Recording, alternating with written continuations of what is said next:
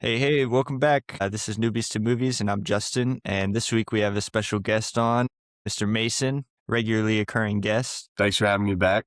Always great to be on here. Yes, sir. Yes, sir. This week we'll be diving into Robert De Niro as an actor. I guess we could also say we're doing Martin Scorsese Part 2, as both these movies we're doing are also directed by Martin Scorsese. But specifically, we're diving into his roles in Casino and Raging Bull, which two movies that are widely talked about. And I've been wanting to watch for a long time. So I was excited to get into these this week. But first, we'll kind of talk about what else we've been watching. Mason, you been watching anything cool lately? I just started watching The Boys because everyone else has seen it. So I figure I might as well be able to talk about it with people. That show is so weird, though. How far did you get into it? I watched the whole first season. Oh, yeah, dude. You got it in for you. Because I always tell people, too, like you think about it with shows like this, the first season, it's a real risk. So they don't renew it for the second and third season unless it does well. So that first season, I mean, it's definitely weird, but they're willing to take way more risk in season 2 and 3 because they know people enjoyed the first one. So, yeah, just heads up, you got it coming for you. It gets way worse. That's awesome. I do really like the idea of, we're kind of, people call it the superhero fatigue, right? This is kind of a hard counteract to that because we see exactly probably what it would be like in the real world if we had superheroes. So it's pretty neat to see something different besides Marvel and DC all the time. Yeah, it's definitely a unique and interesting take on superheroes. Yeah, I don't know if you know, but they just wrapped up season 5 and the show's over officially now, but they're going to do a bunch of spin-off series and such. So I'm not going to talk too much about the ending, but yeah, it was safe. They played it safe for sure, which I wasn't that much of a fan of, but you'll see. Not really. Yeah, so yesterday I had nothing going on. So me and Madison, we kind of decided we're going to go to our local theater, Regal, and we decided to get the Regal Unlimited. So Shout out Regal. shout out Regal. So we're going to be watching a lot of movies this summer because we just bought the unlimited pass so we can go see as many movies as we want. With that said, we were like, okay, there's 2 we want to see. This episode's coming out way later, but The Backrooms just came out this weekend. It opened this weekend, and then The Mandalorian and Grogu last weekend. So we were like, that's 2 movies we want to see. We thought we were going to have hard time finding theaters for The Backroom. Instead, it was the exact opposite. We had a hard time getting a theater for Mandalorian and Grogu. There was about 5 showings yesterday, and it just came out last weekend. And there was about 20 showings for The Backrooms, which is kind of embarrassing for Disney, to say the least, that they're getting that pushed out to the side. But I guess when you just make BS movies, that's kind of what happens. Yeah, it's pretty embarrassing. I just kind of want to go over it real quick. So Mandalorian and Grogu's budget was 165 million, and it opened last weekend with 167 million. So broke even on the first weekend, but that is the lowest of any Star Wars movie ever, including Solo, a Star Wars story. And then you look at something like Backrooms, it had a $10 million budget, and Friday alone, it made 38.4 million, and it's projected to get over 120 million. It's just very hilarious to watch a production studio like A24, which we did a couple of weeks ago on the podcast, take risk on these young directors. And then Disney's just playing it safe, trying to sell toys and making shit movies. And that's what they get, I guess. I don't know. Just pretty embarrassing to watch. And I was talking to Tyler yesterday. I don't know where Star Wars goes from here. That was the only thing they had left that was like half decent. And then you just make a nothing burger of a movie.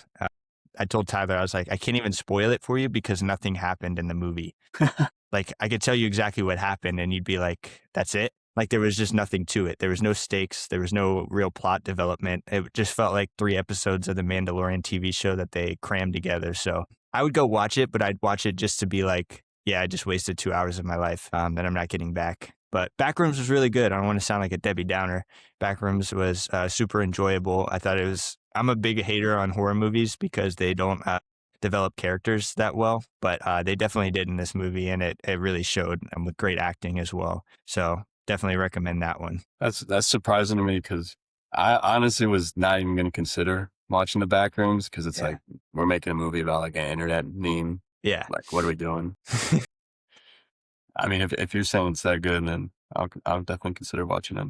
Yeah, obviously, I don't know if you know, the director is 20 years old, and a lot of people are saying like a ghost director helped him kind of make this, but He's kind of came out in interviews and stuff. He's been working on this since he was 13, 14 years old. He was making backrooms clips on his iPhone. Wow. Yeah. And so if anybody, yeah, just let him keep cooking because they did like enough lore to like make a second movie, but not enough to be like, oh, okay, that's all I need to see of the backrooms. Like I'm still intrigued and I want to know more, which is good. That's how you build up a franchise, right? And that's how you set up a franchise to make a lot of money. And I think they're definitely on that path, especially if they keep the box office going like this. I wouldn't be surprised if they announce a sequel in the next couple of days. It's already killing the box office. Yeah, well, that's But yeah, I mean, we'll see what happens. I think A24, obviously, I didn't even bring it up, but Obsession is doing numbers right now too. The other horror movie they had come out this weekend, which is big time. So yeah, yeah, that sorry to looks go on a crazy. little rant. Yeah, that one looks good too. I just haven't had a chance to see that one, but Regal Unlimited, baby. I'll be back there tomorrow. But yeah, so starting, we'll get into Casino. I've been kind of wanting to do Robert De Niro for a long time. Madison had mentioned kind of doing the friendship between Robert De Niro and Joe Pesci pretty much in every movie together, but also pretty much in every Scorsese movie together. Not every single one, especially his later movies, but it was interesting to see that pretty much every movie, they're like best friends in the movie, and then they're definitely best friends off screen as well. Oh, I didn't know that part. Yeah, yeah. Getting into the plot, I gave it an 8 for Casino. Kind of follows the rise and fall of the mob's control over Las Vegas in the 1970s and 80s. And I found out it's actually based on a true story. A lot of the casino names and the characters' names are changed up, but it is about the illegal operations to kind of skim millions of dollars untaxed in casino profits through these mafia guys in the Midwest, which is kind of interesting. Never really knew that story about it. We kind of know about, the rise of Vegas and how that all happened, but the initial, kind of creation of it was all kind of funded through this, which was interesting to see. But what do you think about the plot? I mean, yeah, I didn't know it was based on a true story, but that definitely makes sense because it's so grounded in reality. Nothing like really crazy, like out of the ordinary happens where like that would only happen in a movie. Like it's all seems pretty realistic, but it's so like well driven by the characters and their motives. I gave like a 9.5 just because I love a movie like that where it's like not trying to hit beats on the plot. We're just following the characters doing what they would do in this world that you created. So I really enjoy the plot. Yeah. Yeah, kind of getting into that with the characters. I gave the characters a 7. I think the main characters, right, you had Sam, who they called Ace Rothstein, played by Robert De Niro. And then you had Nicky as well, who was kind of his bruiser, right? He was kind of on his side all the time, just ready to hold down everybody. Obviously, they had a kind of a falling out at the end. And then Ginger as well. I think those main three characters were really exciting, really fun to follow. But after that, I kind of felt like every other character was just an Italian mobster and they played a side role in it. But yeah, it was interesting to see. I give characters a 9.7. I love, like, I know there's really only like 3 characters to care about in the whole movie, but they're so good. Yeah. And they're all like, they all kind of have their own motives. Nicky's like power driven. He just muscles his way through everything. Like Ace is like, I need to control every little detail. And that's how I give my power. Ginger's like about the money. And it's like representing like all these different ways that people seek power and seek control in their lives and how they like clash with each other. And I just think the characters drove this movie so well, like so well done. And that he adds such like a nice level of depth to the characters. Like when Nicky is like turning the portraits around while he's robbing them, like that's such an interesting little thing to add for the character. Yeah, it's almost like you can't make it up, right? Yeah. And one thing like you mentioned is kind of how they all want to get to power. It's cool to kind of see them all converge at the end and how they all got greedy, right? And kind of the repercussions of that in each of their respective ways to gain power. We just see them all kind of fall at the end, and the way it's done is really cool. I'll get into that a little later though. With cinematography, I gave it a 9. I thought it was really well shot. The cinematographer was Robert Richardson. He works with Scorsese on a lot of his movies, but it was very hyper stylized. I mean, we just went to Vegas a couple months ago and it very much felt like that. I don't know if they specifically filmed in Vegas, but it felt like Vegas. And I think a lot of the dynamic camera movements especially while De Niro is kind of narrating over how everything in the casino goes in the beginning. I thought that was so neat how the camera was kind of following the movement of money through the casino, especially in the back room where they were kind of counting and moving out all the money. That was a really neat scene. And I think the cinematography in general for this movie was just really amazing. Yeah, I mean, I would just echo pretty much what you're saying. I gave it like a 9. It just Yeah. perfectly reflects what Vegas is all about. Yeah. And then the dialogue, I gave it an 8. I thought the dialogue in this movie was really great. My favorite line was from De Niro playing Ace. He said, in the casino, the cardinal rule is to keep them playing, keep them coming back. The longer they play, the more money they lose. And in the end, we get it all. I think this was early in the movie, and I think it's a perfect representation of how kind of, that greed kind of overcame him in the end of the movie. But you see this quote as a sign of, yeah, he's going to get greedy, and this is going to be the downfall of him as a character, but also the casino as a whole. I love the dialogue in this movie. I gave it like a 9.7. Yeah. I don't think there's like a wasted line the entire movie. It's all just perfectly driving the story along, perfectly showing like what the characters' intentions are and the tensions between them. Freaking De Niro and Pesci arguing could just be like, it could be 5 hours of that and it'd be a great movie. Yeah.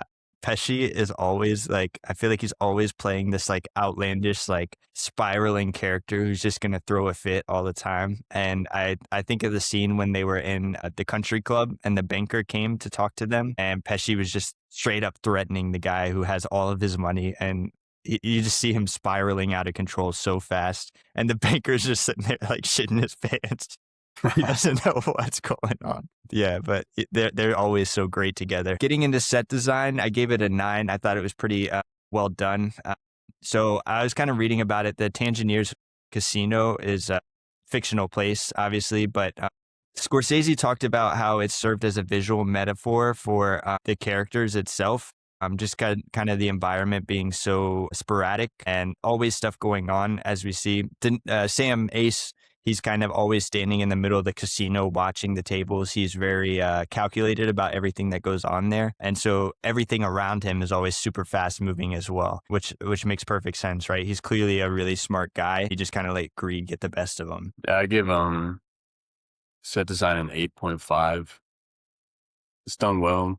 I like that there's a contrast between like when you're in the casino and it's all glamour and it's all this promise of all this wealth, and then they're in the desert where there's like nothing going on, or they're in a rundown diner or something.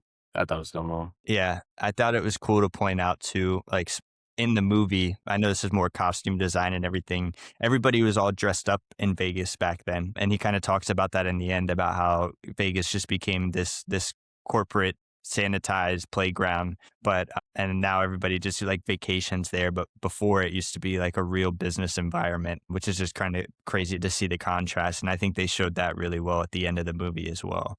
Getting into acting, I gave it a 7. I think Robert De Niro as Ace, Sharon Stone as Ginger, and Joe Pesci as Nikki were really amazing. Besides that, I think the supporting actors fell flat a little bit. I felt like every supporting actor was kind of playing the same role. I know they had different roles in the gambling scheme, right? Everything that was going on. But besides that, I felt like everybody was kind of middling off. They were kind of one-dimensional and flat. But I know that's what's going to happen with supporting actors sometimes, especially in a movie this long. You didn't have time to build up supporting characters that much anyway. I mean, that's definitely a valid take. Like all the other characters are just there for the 3 main characters, but I gave it a 9. I thought the acting was great with the 3 main characters. Yeah. Fantastic. And that's most of the movie. And then getting into directing, I gave it a 9. I mean, obviously Scorsese's a legend in the flesh, but he actually co-wrote this screenplay with the author of the book that I told you it was based on. So they kind of adapted a book that was called Casino, Love and Honor in Las Vegas. So it's pretty cool to see that, obviously based on a true story. So it's a secondhand writing of it. But yeah, Scorsese's just kind of a master class of working on these mob movies all the time. Yeah, absolutely. I gave it like a 9. I'm sure there's things he's doing with the directing that are just going way over my head. that I Yeah, just can't catch. But I don't notice any like flaws for sure. yeah. His movies are always so well written. Like you said earlier, there's never like a wasted line. Yeah. It's always there's intent with every scene, which just makes his movies that much more interesting because you see some of these movies and there are wasted lines, right? There's kind of like nothing scenes that are just there to be there. And that's what kind of makes movies drag sometimes. But his movies, everybody's always locked in throughout the whole movie. And that's what makes them so great. Getting to the soundtrack, I'm going to start a new segment this week. I told Tyler Oh, Justin's needle drop of the week. okay.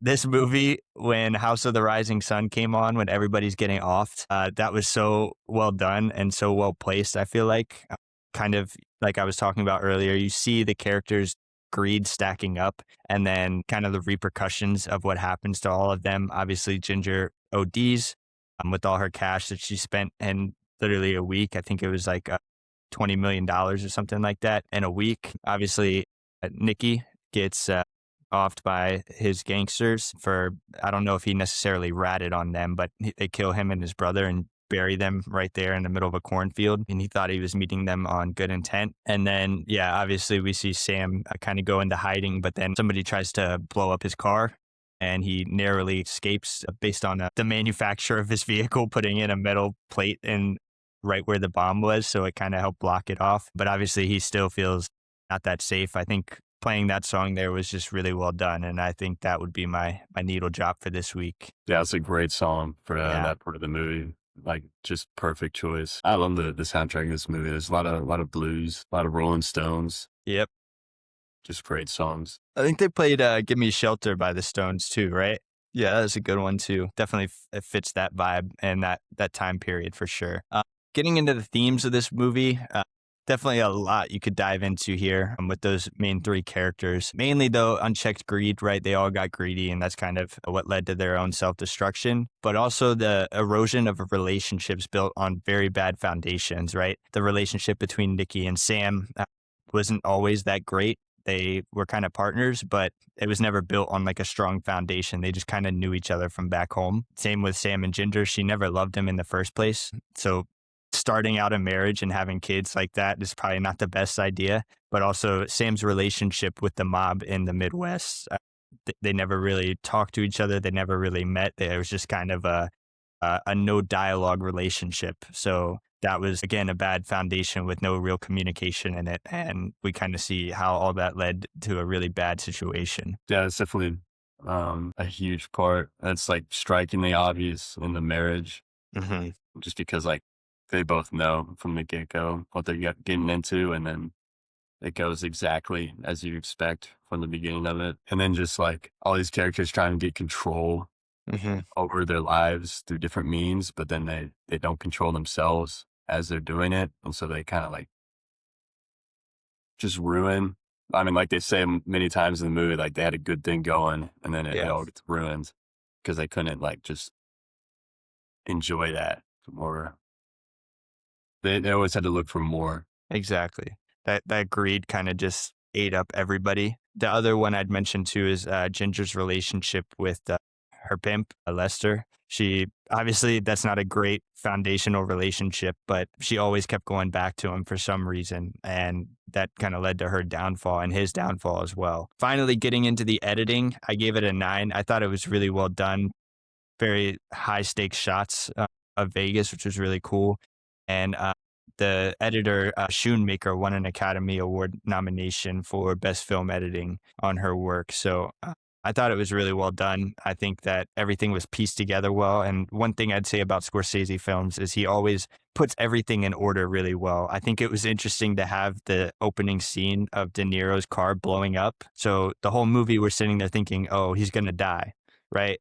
And then by the end of the movie, we realize, oh, he didn't die, but everybody else around him did essentially, which is a nice curveball to add to the movie. Yeah, that's a crazy choice to open up with like the main character exploding, but it definitely works really well. I gave editing like a 9.5. I thought it was great. I don't know if this falls under editing, but like the way they handled the exposition with like Joe Pesci or De Niro, like talk, like just giving straight up exposition Yeah. for like an hour and a half of the movie. Yeah. It's like, it was really well done. You would think that would get boring, but they just do such a good job of it. No, definitely. And I think, no, it definitely counts as editing because I think it's definitely a choice to have, yeah, being narrated by your main characters for such a long period in the movie. It could really drag if you did that bad. If they Yeah. weren't explaining stuff you aren't interested in, it could go downhill so fast. Like it could, like you said, get very boring. So definitely a big editing choice to do that. And also, De Niro and Pesci just have the coolest mobster voices ever. So how can you not listen to that for an hour and a half? So good. Yeah, it was really amazing. Leading to my final score, I gave it an 8.2 out of 10 or an 82. I mean, yeah, you put these two guys on screen, Pesci and De Niro, it's just going to work out. And especially setting it up with a good director like Scorsese. I mean, you're just asking to have a blockbuster hit on your hands. Absolutely great movie. I gave it a 92. Probably the only 3-hour movie. I'll sit down and watch the whole Yeah. thing. So you said you had seen this one before, right? I have. Yeah, I hadn't seen this one before, but everybody always talked about it all the time. You know, I'd seen things like Heat that De Niro's in, and everybody's just like, yeah, you got to go watch this. It's such a good movie. And yeah, I definitely, it seems like there's 1,000 more movies that De Niro is in with Scorsese. So I got a lot of watching to do. Yeah. You get a lot of Scorsese episodes. Yeah. Getting into the next movie, we also watched Raging Bull. I didn't know a lot about this movie, but I've always seen the clips of the fighting scenes and kind of TikTok edits and that kind of stuff. But yeah, I was excited getting into this one. So Raging Bull follows the self-destructive life and career of the middleweight boxing champ, Jake LaMotta. He's obviously driven by kind of extreme violence, sexual insecurity, and paranoia. The whole movie, his whole life essentially is what we follow. And his temper kind of helps him become a champion in the ring, but it destroys his personal life, right? It destroys his life with his wife, Vicky. And then it also fractures his relationship with his brother, guess who? Joe Pesci, and then ultimately leaves him just very isolated and alone in his life. And you can tell he really hates that. But for the plot, I gave it a 9. Yeah. I mean, you did a great job summarizing that. I don't know if you got that the first time you watched it. The first time I watched this, I just did not get it. I was expecting a boxing movie. Yeah. It's definitely about like the isolation of this guy and how he's destroying his life. But I gave it a 9.2. It's really well done. It's not what I expected. Mm-hmm. I think, yeah, I see what you're saying. I think if you're not absolutely locked into Jake's character throughout this movie and you're kind of viewing this as a boxing movie, it would get really hard to track what's going on, why this is happening. I could see why somebody would finish this movie and be a little bit confused just because it's a lot going on. You know, it's following basically what I'd say 25, 30 years of his life. He's probably 20 when the movie starts, 20 to 25. And then it's ending him in retirement age, I'd say 40, 45. And so it's a lot to track, and especially all the relationships he has going on. But obviously, he's a very self-driven man. He wants to kind of prove everybody wrong and do everything on his own. And that's what I instantly took away from it at the beginning, just him wanting nothing to do with the mobsters that his brother hangs out with. Kind of getting into that with the characters, I gave it an 8. I think, again, the big three, I think Robert De Niro, Joe Pesci, and then Vicky, played by Kathy, how do you say her name? Moriarty, I think is her name. Yeah, I think those big three are the main points of this movie, right? Kind of his relationship and his marriage, but also with his brother. I think they were done really well. But again, side characters were just kind of there. And obviously, the whole idea was that he was trying to be a self-made man. He was trying to get to the championship on his own without anybody but his brother and his wife, essentially. But the mob becomes involved, wanting him to fix matches, and they kind of promise him that if he fixes the matches and loses a couple, they'll get him to the championship. They'll get him the spot in the championship to where he can actually fight and do his own thing. But that kind of destroys his ego, I think, in the long run. And then you just see him kind of crash and burn after that. Yeah, I give the characters like a 9, literally just because of Jake. It's just so interesting, like write a character like that where you're like the whole time you're like, at least once I understood the movie, you're like, what is this guy doing? Like, he's making these terrible decisions. Like, you're judging him because he's making horrible decisions for his life. He's doing dumb things. But then you also feel bad for him the entire time.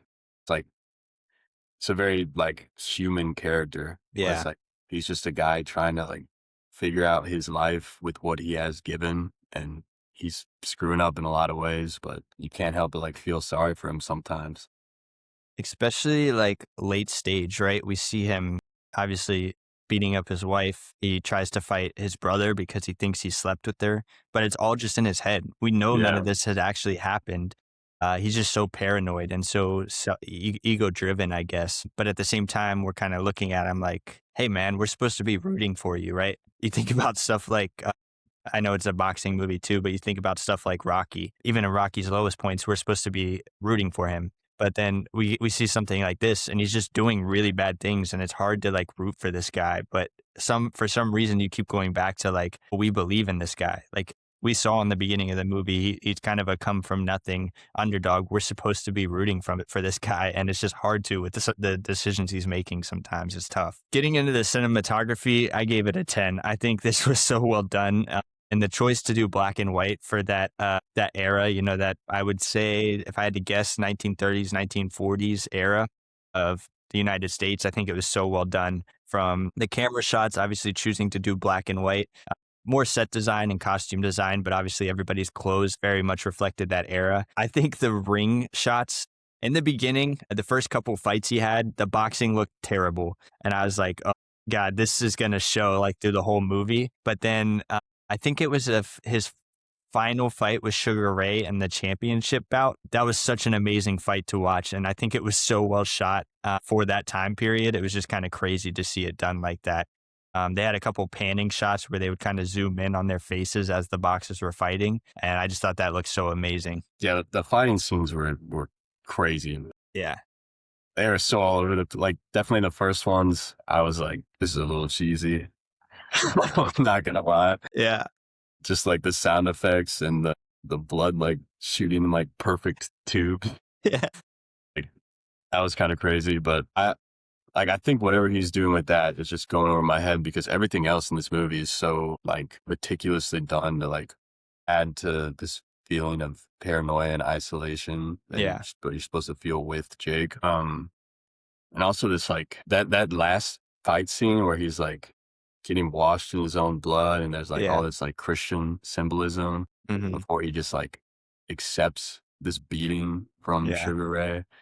It's like, I don't know. He's Scorsese is saying some things that I'm not smart enough to figure out with the cinematography, but it definitely took me some like videos and reading to appreciate it more Yeah. after I watched it. And I know that's a lot to do in some of these movies to kind of like have to do research after the movie to understand it fully. But I think in this case, it definitely worked. Like, I imagine if I went back and rewatched this, I would pick up on so many small details like that. Like I didn't even notice any like a Christian symbolism like you were kind of saying there, but I definitely want to look into that now just to kind of understand what Scorsese was thinking during that scene. Because even like in that scene, it was hard for us to understand why is he giving up, right? Why is he giving up this bout? But I think at that point in his life, he just felt like he had accomplished everything he wanted to, and he was ready to give up on it. You know? I feel like he like wanted to be punished. Like I feel Yeah, like that that's just too. a consistent theme of like where even though he's making these bad decisions, he still feels like he deserves to be punished for it or something. Hmm. I don't know. Because like Yeah, even in the beginning, he's like, punch me as hard as you can to his brother. And it's like, why? What are we doing? yeah. But he just wants that beating. Yeah.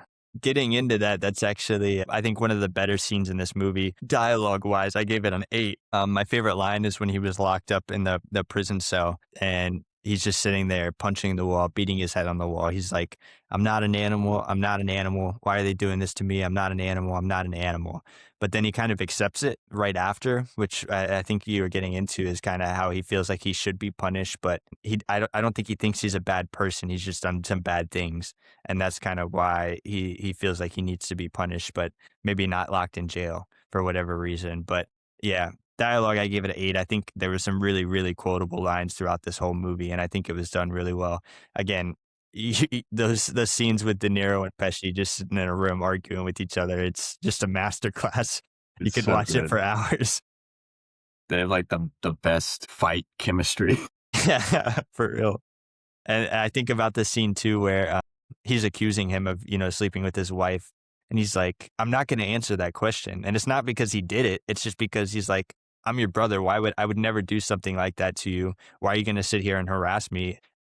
I would never lie to you. I've always been on your side the whole time. And we see that reflected too with him seeing him on the street later in the movie and him trying to run up to him, give him a hug. And he wants nothing to do with him Dude, because he turned on him? that was such a hard watch, that scene. Yeah. He's like trying to hug him. And he's just like, leave me alone.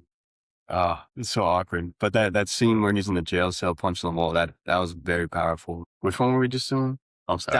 Dialogue. Dialogue. I gave it an 8.3.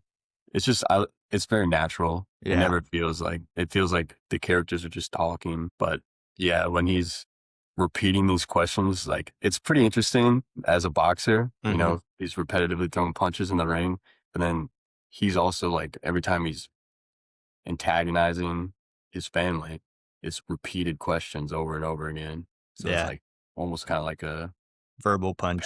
parallelism between boxing and the ring and fighting with his family. Yeah, that's a good point. I didn't even think of anything like that. Kind of like you were talking about though, with how natural it was. I think the first scene where he gets to talk to Vicky, she's on the inside of the fence at the pool and he's on the outside. It just felt extremely awkward, right? Like it's the first time you're talking to a girl you just met. It felt awkward. It felt real. It felt like they hadn't ever met or talked before, which was cool. I think that's very important in movies to kind of get the viewer fully engulfed into what's going on. Yeah, for sure. Set design, I gave it an 8.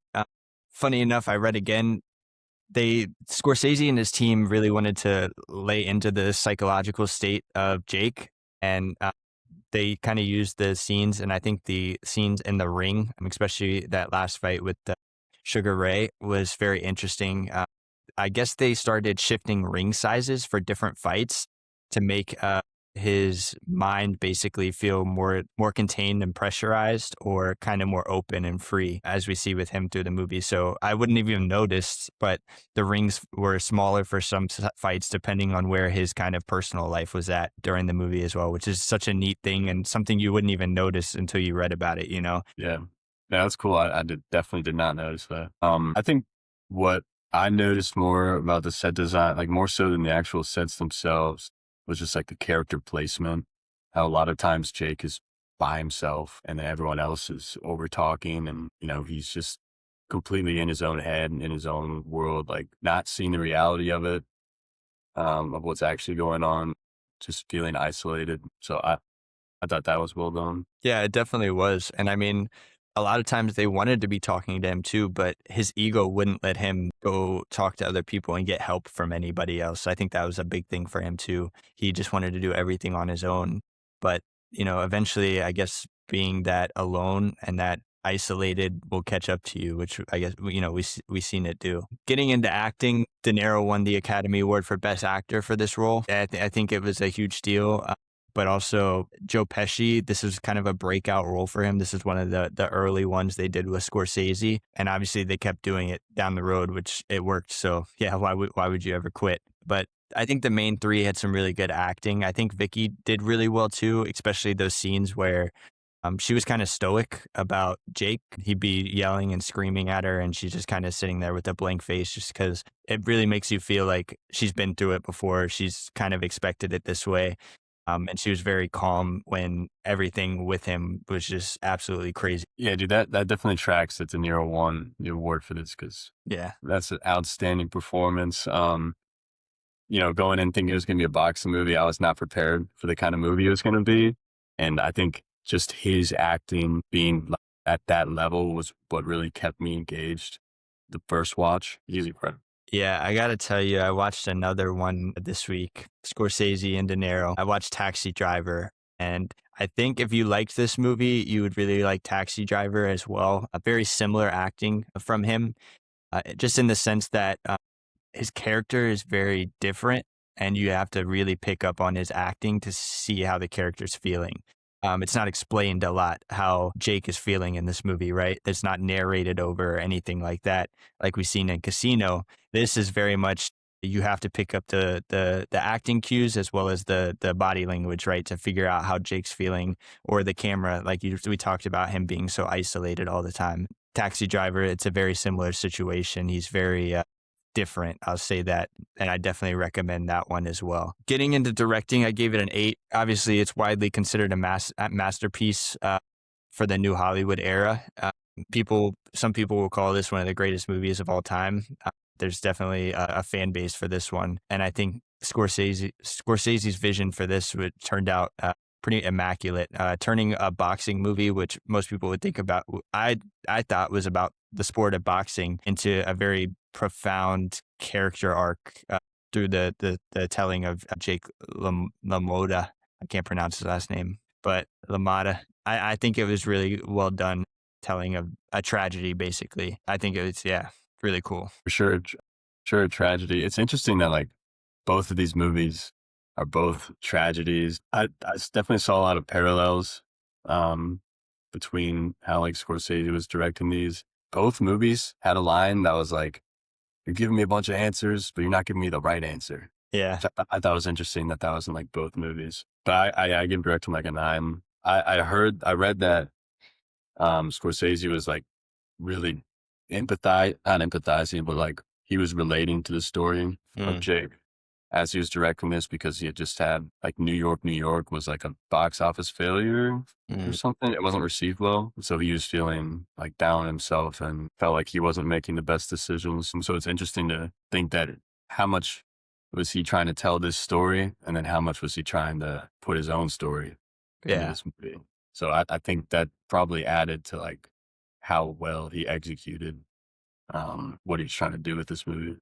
Yeah, that's definitely very interesting to kind of see him relating with his main character like that. Definitely. Sure, it makes it way easier to tell that story. Yeah, getting into the soundtrack, I gave it an 8. Obviously, early 1930s, 1940s, a lot of jazz, a lot of swing music, a lot of vocal tracks, all curated by Robbie Robertson. I gave it an 8. I thought it was really well done. I don't think Scorsese misses on the soundtracks that often, and this is definitely not one of them. The soundtrack is definitely good. I don't know if he's like trying to make the punching sound effects took me out of it like every single time. They're like so cheesy, which I understand he's probably trying to do on purpose, but it was just always like a little silly to me. Yeah, definitely. And the blood, like the blood's shooting out of their head sound. It was like, I was like, what the hell? But That stuff always took me out. yeah, who knows? I give him the benefit of the doubt too. Doing this in black and white, he definitely wanted to make this feel like an older movie than it actually was. So who knows? Maybe he tried to make it feel really corny and cheesy as well for that really old feel. But getting into the theme, I gave it an 8. I thought the themes were really well done here. Pretty much all directly through Jake's character and Robert De Niro's character. Self-destructive masculinity and kind of how that tore all his personal relationships apart. Extreme jealousy was a huge thing. I think he was jealous of his brother and the relationship that he had with all his friends. Also his wife, he was jealous of everybody that was around his wife. And then also just the consequences of toxic pride. He really let all his wins and his power get to his head. And that was kind of his downfall. Even when he did give up, he always felt like later in retirement that he still should be the center of attention with everything. I mean, I think you're hitting it on the head. Like, I gave theme like a 9.6. He just executed like exploring those themes so perfectly. It was very interesting seeing him. Like, what do you think at the end when he's talking to himself in the mirror? And he's like saying like, I know it's a dialogue from another movie, but he's like saying like, "Oh, you're my brother. Like you're supposed to do this. You let me down." But he's also talking directly to himself in the mirror. So is he still blaming others for not being able to get by, or is he like blaming himself at that point? What do you think? I took it as, yes, he was still blaming himself. I think although he is talking into the mirror, sorry, not blaming himself. I think he was still blaming others. Or is he just talking blaming to himself. Yeah. I think even though he's talking to himself in the mirror, that I think that was the point. To me, this is just how I took it. After everything we've seen and every mistake he made through the movie, he never learned his lesson. And so even in the end, after everything he's been through, us as the audience is expecting some kind of resolution in that sense, but we never get it. I think he's still completely blaming everybody else for all his problems, and he wants to do everything on his own, but he can't. He never will be able to, and so he's going to blame others for that rather than himself. What do you think? I think I had the same takeaway from it. At least the first time I watched it, because he explicitly says like, "You're my brother, like you're supposed to help me." But then I wasn't so sure after reading more about it. I don't know. It's difficult. It's tricky to read that character because there's no like explicit exposition on what he's thinking, what's actually going on in his head. Like you just he just kind of leaves the audience not in the dark, but like you just have to Figure figure it it out out. on your own. Yeah, Yeah, I think that's cool, and that's kind of what I was talking about with Taxi Driver too. It's not like Casino where it's kind of narrated, so we know what everybody's intentions are. It's very left up in the air, and that's what makes the characters so interesting. Is that they can you? It's kind of up for your interpretation. Do you want to root for this guy? Do you not? I'd say, in the sense, Taxi Driver is pretty much the same thing. I was questioning the whole time if I wanted to root for this guy, if I didn't want to. What really was going through his head, I'm not really sure, but this is how I feel about it. It's pretty neat when that happens. yeah, it definitely makes for an interesting watch for sure. But it's also a little tiring trying to Yeah, figure it out the whole time. it is tiring, and it gets discussion around it too. That's what you want when you're making movies like this. You want people to feel conflicted about what they're watching, and that gets people talking, that gets people watching. I got to ask you first. I completely forgot about this on the soundtrack, sound design, whatever. Was your sound like very quiet? Mine, I turned it on. I had my TV on 85 and I could barely hear what they were saying I had still. subtitles on. Yeah, I had subtitles on, but I just couldn't hear. And I watched it on YouTube with ads. So I don't know if that had something to do with it, if it was just YouTube's UI or whatever, but I could not hear anything anybody was saying. Yeah, I had the same problem. And then the Liberty Bibberty ads would come on and it was so loud on 85. I had to like mute the TV. That's terrible. I was like, what is going on? There's no chance I fall asleep in this movie because every 30 seconds I'm going to get hit with Liberty, Liberty, Liberty. It was so loud. But getting into editing, I gave it a 9. From what I've read, people widely regard this as one of the best edited movies of all time, which I agree. Those initial fight scenes were really poor, and I think that was probably just a time constraint thing. Some of those middling fights with Sugar Ray and the other people that he fought, the camera work and editing was so well done. I know it was cheesy blood splatter, cheesy punching sounds, but the camera work itself, them kind of fading in and fading out of the boxers' faces, I think it was really well done. Yeah, I gave editing like an 8. I don't really know if I have much more to add to it than what you said. Yeah, nothing really like jumped out to me, editing specific. Yeah. The editor was a lady named Schoonmaker. And she won her first Academy Award for this too. So pretty awesome to see that. I mean, you put Scorsese's name on it, the Academy loves it. So, and then yeah, overall, I gave this one an 8.4 or 84 out of 10 or 84 out of 100. Sorry. Yeah, I really love this movie.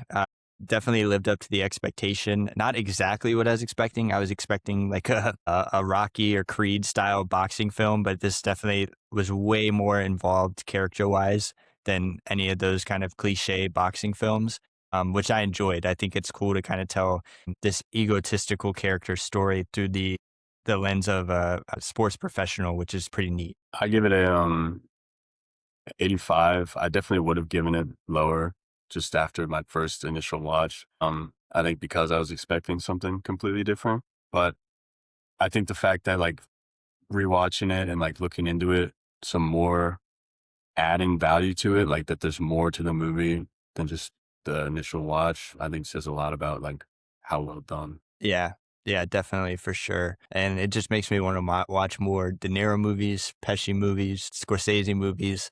It just keeps rolling. Me and Madison were kind of looking how many movies they did with Scorsese, and then you kind of see this transition period where it flips over to Leo kind of doing all these movies with Scorsese. So definitely two different eras for Scorsese, but it's kind of neat to see. And there's seems like there's 1,000 of them that I haven't watched yet. So it's nice knowing that I always got those to fall back on if I ever need to watch something. Yeah, for sure. He's got a ton of movies. I was not hip to that. Yeah. So all right, instead of doing a draft or a ranking this week, we're going to try something a little different than we've done before. So there's this game called Spotto Movies, kind of like Wordle in a sense. I've seen a lot of content creators be playing it on TikTok and Instagram and that stuff. So we're going to try this out for the first time. Bear with us because I've never played this. I've just seen people play it. So I kind of understand the rules. Mason definitely doesn't, even though I explained it to him. So It'll we'll take me a try it few out. plays.